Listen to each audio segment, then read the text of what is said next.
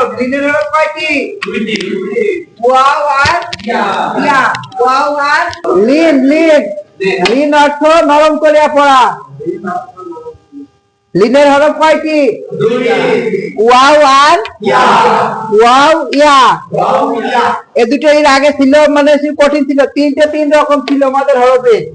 আর wow আর ইয়া জজম হবে, উপরে জজম হবে, আর তার পূর্বে কি হবে? যে কোনো অক্ষরের উপরে জবর হবে। এখানে জেড আসবে না, দুইটা হরফের উপরে কি হবে? ওয়াও আর ইয়া জজম আসবে। ওয়াও আর ইয়ার উপর যখন জজম হবে, তার পূর্বে যদি জবর থাকে তাহলে কি হবে? লিনের হরফ হবে। লিন অর্থ নরম করে মিলায় পড়তে হবে। যেমন বাউ আর জবর বাউ।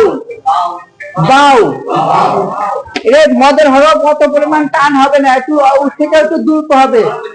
হ্যাঁ, কিন্তু একারে পরিমাণ টান দিলেও কোনো ক্ষতি হবে না, বুঝতে পারছেন? যত নরম করে পড়বেন তত ভালো হবে। বাউ। বাই আর জবর বাই হবে। বাই বাউ আর জবর বাউ। বাই আর জবর বাই। বাউ বাই।